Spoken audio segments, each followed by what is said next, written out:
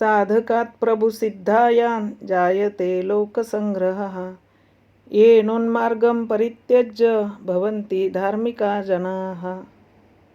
लोक शब्द स्वर्ग, मृत्यू, पाताळ 3 लोकांचा वाचक आहे. ह्या तिन्ही लोकांची मर्यादा स्थायी ठेवण्यासाठी कर्म करणे लोकसंग्रह आहे. हा लोकसंग्रह मनुष्य अधीन आहे, कारण मनुष्य शरीराने केलेल्या कर्माचा फलरूपातच हे स्वर्ग, मृत्यू, पाताल येतात. ज्याला लोक आदराने पाहतात, आदर्श मानतात आणि ज्यांच्या आचरण आणि वचनांनी लोक उन्मार्गापासून दूर हटून सन्मार्गाने चालतात, त्याचे द्वारा लोकसंग्रह होतो. हा लोकसंग्रह साधक, सिद्ध आणि भगवान यांच्याकडून होतो. प्रथम साधकाकडून लोकसंग्रह. भगवंतांनी अर्जुनाला साधकांचा प्रतिनिधी बनवून म्हटले की पूर्वी राजा जनकासारखे महापुरुष कर्माद्वाराच परमसिद्धीला प्राप्त झाले, म्हणून लोकसंग्रहाच्या दृष्टीने तू देखील अनासक्त होऊन कर्म करण्यास योग्य आहेस.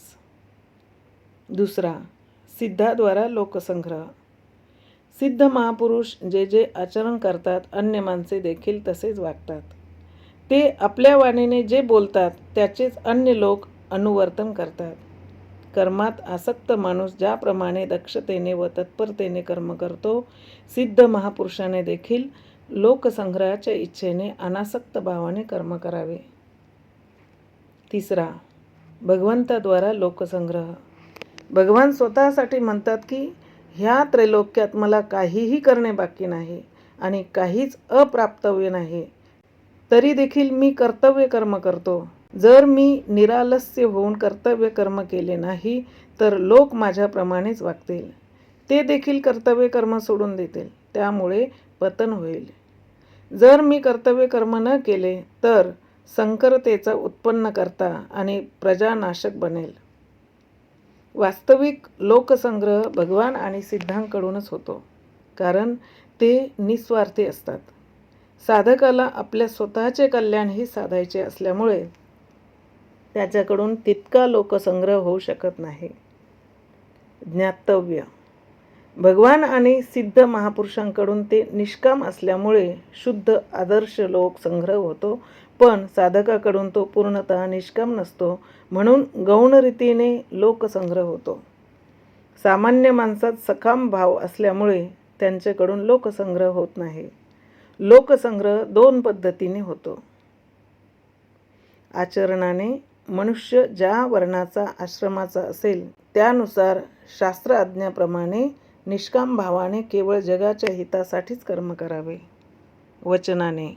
आपल्या वर्ण आणि आश्रमातील सर्वांना उन्मार्गापासून परावृत्त करून सन्मार्गी लावणे.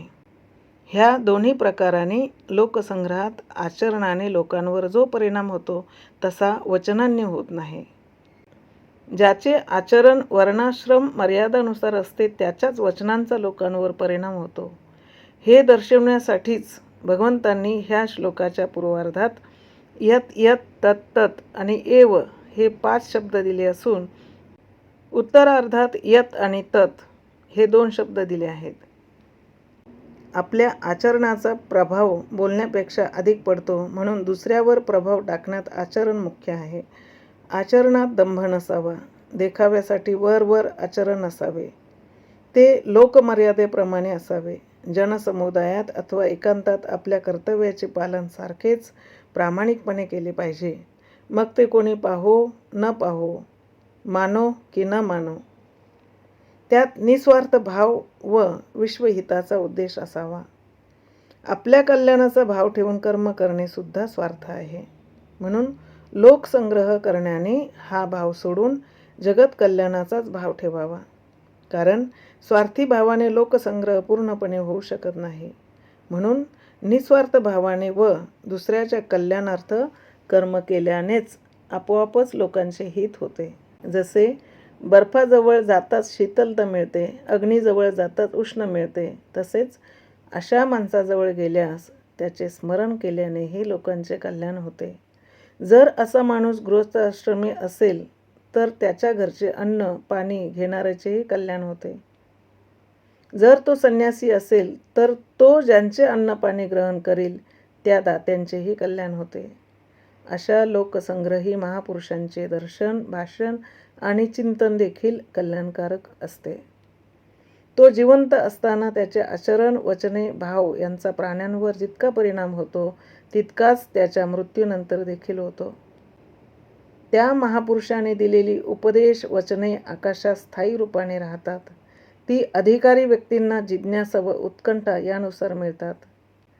अधिकारी व्यक्तीला हे कळत नाही की ते भाव कुठून आले, पण ते येण्यात भगवान किंवा संतांची कृपा हेच कारण ती मानते.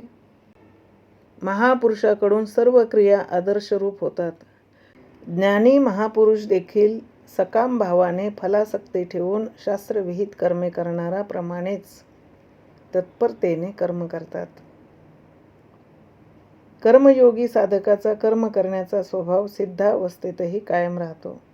सिद्ध कर्मयोग्यामध्ये म्हणूनच कर्माची प्रवृत्ती स्वाभाविकच असते, परंतु सिद्ध ज्ञानयोग्यात तशी प्रवृत्ती दिसून येत नाही. कारण ज्ञानयोगी अगोदरपासूनच आपल्यात असंग अनुभव करतो, म्हणून त्याची त्याविषयी स्वाभाविकच उपरती राहते. ही उपरती ज्ञानमार्गीयांसाठी आदर्श असते. त्या महापुरुषाची पदार्थाधिकांशी जी तटस्थता असते ती सर्व जगासाठी हितकारक असते. प्रश्न: सिद्ध महापुरुषात अहंभाव राहत नाही, मग त्यांच्याकडून लोकसंग्रह क्रिया कशा होतात? उत्तर: त्या महापुरुषाच्या शरीराद्वारा क्रिया होण्याची दोन कारणे आहेत. एक त्याचे प्रारब्ध आणि दुसरे प्राण्यांचा भाव. ज्या प्रारब्धाच्या प्रवाहाने त्याला शरीर मिळाले असेल त्याचेच द्वारा सर्वच क्रिया होतात, आणि जे प्राणी त्याच्या संपर्कात येतात त्या प्राण्यांच्या भावानुसारच त्याच्या क्रिया होतात. त्याच्याजवळ प्रेमभाव आणि श्रद्धा ठेवणारा मनुष्य आला तर त्याच्याशी त्याचा व्यवहार प्रेमाचा, आणि जर उदासीन किंवा वैरभाव ठेवणारा मनुष्य आला तर त्या महापुरुषाचा व्यवहार त्याच्याशी उदासीनतेचा असतो. महापुरुषात वैरभाव नसतो.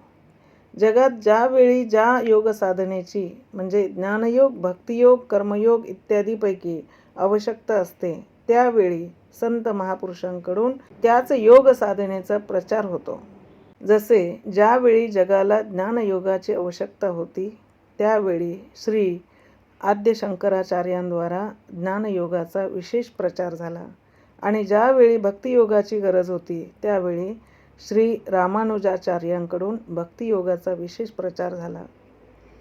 जशा भगवंताकडून होणाऱ्या सर्व क्रिया प्राणिमात्राच्या हितार्थच होतात, त्याचप्रमाणे महापुरुषांद्वारा होणाऱ्या क्रिया प्राणिमात्राच्या हितार्थच होतात. महापुरुषांद्वारा होणाऱ्या सर्वच क्रिया भगवंताप्रमाणेच सर्व प्राणिमात्रांच्या हिताकरताच होतात. त्यांचे आचरण आणि उपदेश दोन्ही प्राणिमात्रांच्या हितार्थच असतात, पण त्याच्यात त्याबद्दलचा अभिमान नसतो. ज्याप्रमाणे भगवान सूर्यनारायणाकडून सर्वांना प्रकाश व कर्म करण्याची प्रेरणा मिळते, त्याचप्रमाणे त्या महापुरुषांच्या आचरण आणि उपदेश म्हणजे वचने यांनी सर्व जगाला प्रकाश, ज्ञान व कर्तव्य कर्म करण्याची प्रेरणा मिळते, मग तो जिवंत असो वा नसो. जेव्हा भगवान श्रीराम आणि श्रीकृष्णांचे अवतार झाले तेव्हा त्यांना प्रत्यक्ष देव मानणारे लोक फार कमी होते, पण आज त्यांना भगवान देव मानणारे असंख्य लोक आहेत. कलियुगामुळे माणसांच्या आचरणात शिथिलता आली आहे, पण त्यांना भगवान मानण्याचा भाव वाढला आहे. त्याचप्रमाणे महापुरुषांच्या निर्वाणानंतरच त्यांच्या सिद्धांताचा, वचनांचा विशेष प्रचार होतो. जोपर्यंत मनुष्यात अहंभाव असतो तोपर्यंत त्याच्या संपूर्ण क्रिया जगत हितकारी होत नाही. निरहंकारी झाल्यावरच त्याच्या सर्व क्रिया जगत हितकारी आदर्श होतात. सकाम भावाने कर्मे करणाऱ्यांची कर्मे देखील इतरांना आदर्श होऊ शकतात, पण ती कल्याणकारक होत नाही. कारण त्यात कल्याण करण्या इतकी शुद्धता नसते, केवळ भोगभोगू करण्याचीच शुद्धता असते. ज्या गावात प्रांतात संत महापुरुष होऊन गेले ती गावे आजही शुद्ध पवित्र आहेत. तेथील लोकात आजही आस्तिकता, चांगले विचार, सदाचरण आदी दिसून येते. परंतु जेथे कोणीच संत झाला नाही, होऊन गेला नाही, तेथील लोक भूतप्रेताप्रमाणेच असतात. जय जय श्रीराम.